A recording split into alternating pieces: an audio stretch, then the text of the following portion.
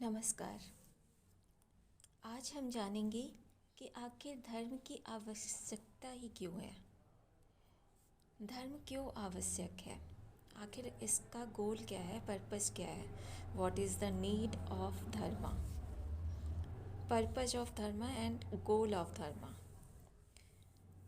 स्वामी विवेकानंद जी, जिन्होंने लंदन में व्याख्यान दिया था, अगर हम उनकी बात करें और उस समय जो उन्होंने स्पीच दिया था लंदन में, आज मैं आपको उसी के बारे में बताना चाहती हूँ।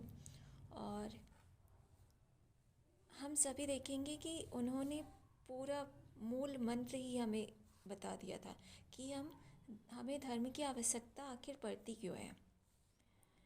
उन्हीं आख्यान में से कुछ अंश मैं आप लोगों को आज बताना चाहूँगी। मानव जाति के भाग निर्माण में जितनी शक्तियों ने योगदान दिया है और दे रही हैं, उन सब में धर्म के रूप में प्रकट होने वाली शक्ति से अधिक महत्वपूर्ण कोई नहीं है। स्वामी जी कहते हैं कि सभी सामाजिक संगठनों के मूल में कहीं ना कहीं यही अद्भुत शक्ति काम करती रही है तथा अब तक मानवता की विविध इकाइयों को संगठित करने वाली सर्वश्रेष्ठ प्रेरणा इसी शक्ति से प्राप्त हुई है।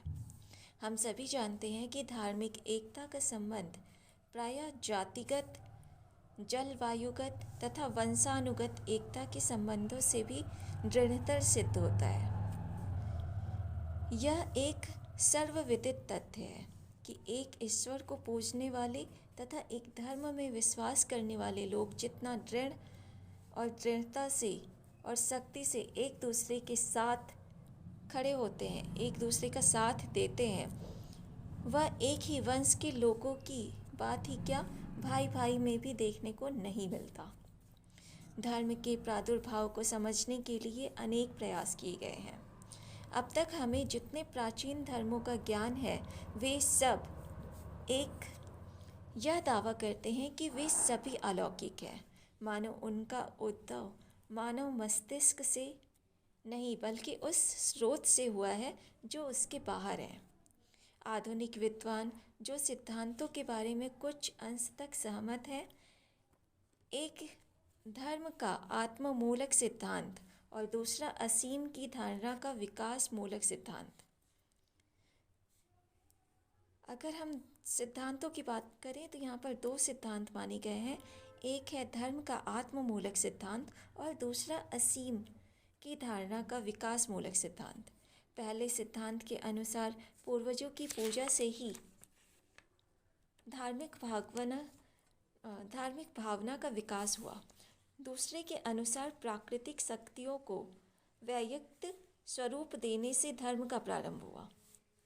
मनुष्य अपने दिवंगत संबंधियों की स्मृति सजीव रखना चाहता है और सोचता है कि यद्यपि उनका शरीर अगर नष्ट हो चुका है, फिर भी वे जीवित हैं। इसी विश्वास पर उनके लिए खाद्य पदार्थ रखना एक अर्थ में उनकी पूजा करना चाहता है। मनुष्य की इसी भावना से धर्म का विकास हुआ। मिस्र, बेबीलोन, चीन तथा अमेरिका आदि के प्राचीन धर्मों के अध्ययन से ऐसे स्पष्ट चिन्हों का पता चलता है जिनके आधार पर कहा जा सकता है कि पितर पूजा से ही धर्म का आविर्भाव हुआ है। आज भी पितृपक्ष का जो पूजन होता है वह पितर पूजा से ही आविर्भाव हुआ है और वो आज भी हम देखते हैं कि हर जगह पर मनाया जाता है। प्राचीन मिस्रवादियों की आत्मा संबंधी धारणा द्वित्व मूलक थी। उनका विश्वास था कि प्रत्येक मानव शरीर के भीतर एक और जीव रहता है जो शरीर के ही समरूप होता है और मनुष्य के मर जाने पर भी उसका यह प्रतिरूप शरीर जीवित रहता है। किंतु यह प्रतिरूप शरीर तभी तक जीवित रहता है जब तक मृत शरीर सुरक्षित रहता है। उनकी ये धारणा थी कि जो शरीर होता है उसको हम सुरक्षित रखेंगे तो जो मृत मानव है वह जीवित है, और इसीलिए वो लेप वगैरह लगाकर उसकी मम्मी बनाकर जो रखते थे, वह क्रिया वहाँ पर पालन की जाती है। इसी कारण से हम मिस्र वासियों में मृत शरीर को सुरक्षित रखने की प्रथा पाते हैं और इसी के लिए उन्होंने विशाल पिरामिडों का निर्माण किया जिसमें मृत शरीर को सुरक्षित ढंग से रखा जा सके।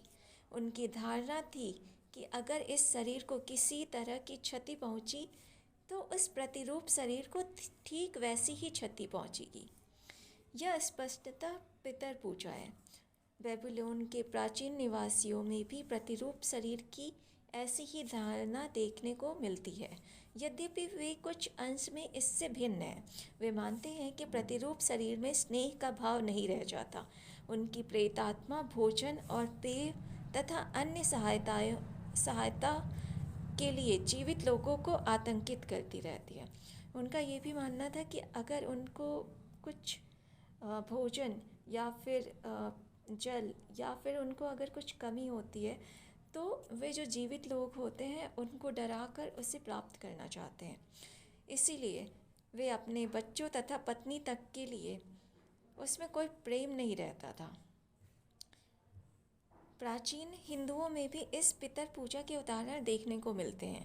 चीन वालों के संबंध में भी ऐसा कहा जा सकता है कि उनके धर्म का आधार पितर पूजन ही है और अब भी समस्त देश के कोने कोने में परिव्याप्त है। वस्तुतः चीन में यदि कोई धर्म प्रचलित माना जाता है तो वह केवल यही है। इस तरह ऐसा प्रतीत होता है कि धर्म को पितर पूजा से विकसित मानने वालों का आधार काफ़ी सुदृढ़ है, किंतु कुछ ऐसे भी विद्वान हैं जो प्राचीन आर्य साहित्य के आधार पर सिद्ध करते हैं कि धर्म का आविर्भाव प्रकृति की पूजा से हुआ है। यद्यपि भारत में पितर पूजा के उदाहरण सर्वत्र ही देखने को मिलते हैं, तथापि प्राचीन ग्रंथों में इसकी किंचित चर्चा भी नहीं मिलती। आर्य जाति के सबसे प्राचीन ग्रंथ ऋग्वेद संहिता में इसका कोई उल्लेख नहीं है। आधुनिक विद्वान उसमें प्रकृति पूजा के ही चिन्ह पाते हैं। जो प्रस्तुत दृश्य के परे है उसकी एक झांकी पाने के लिए मानव मन आकुल प्रतीत होता है। उषा, संध्या, चक्रवात, प्रकृति की विशाल और विराट शक्तियाँ, उसका सौंदर्य, इन सब ने मानव मन के ऊपर ऐसा प्रभाव डाला है कि वह इन सब के परे जाने और उनको समझ सकने की आकांक्षा करने लगा। इन प्रयास में मानव ने इन दृश्यों में आत्मा तथा शरीर की प्रतिष्ठा की। उसने उनमें वैयक्तिक गुणों का आरोपण करना शुरू किया जो कभी सुंदर और कभी इंद्रियातीत होते थे। उनको समझने के हर प्रयास में उन्हें व्यक्ति रूप दिया गया या नहीं दिया गया, किंतु उसका अंत उनको अमूर्त कर देने में ही हुआ। ठीक ऐसी ही बात प्राचीन यूनानियों के संबंध में भी हुई। उनके तो संपूर्ण पुनरुपाख्यान अमृत प्रकृति पूजा ही है और ऐसा ही प्राचीन जर्मनी तथा स्कैंडिनेविया के निवासियों एवं शेष सभी आर्य जातियों के बारे में भी कहा जा सकता है। इस तरह प्रकृति की शक्तियों का मानवीकरण करने में धर्म आदि स्रोत मानने वालों का भी पक्ष काफ़ी प्रबल हो जाता है। यद्यपि ये दोनों सिद्धांत परस्पर विरोधी लगते हैं, किंतु उनका समन्वय एक तीसरे आधार पर किया जा सकता है जो मेरी समझ में धर्म का वास्तविक बीज है और जिसे मैं इंद्रियों की सीमा का अतिक्रमण करने के लिए संघर्ष मानता हूँ। एक ओर मनुष्य अपने पितरों की आत्माओं की खोज करता है, मृतकों की प्रेतात्माओं को ढूंढता है और अर्थात शरीर के विनष्ट हो जाने पर भी वह जानना चाहता है कि उसके बाद क्या होता है। दूसरी ओर मनुष्य प्रकृति की विशाल दृश्य वाली के पीछे काम करने वाली शक्ति को समझना चाहता है। इन दोनों ही स्थितियों में इतना तो निश्चित है कि मनुष्य इंद्रियों की सीमा के बाहर जाना चाहता है। वह इंद्रियों से संतुष्ट नहीं है, वह इनके परे भी जाना चाहता है। इस व्याख्या को रहस्यात्मक रूप देने की आवश्यकता नहीं।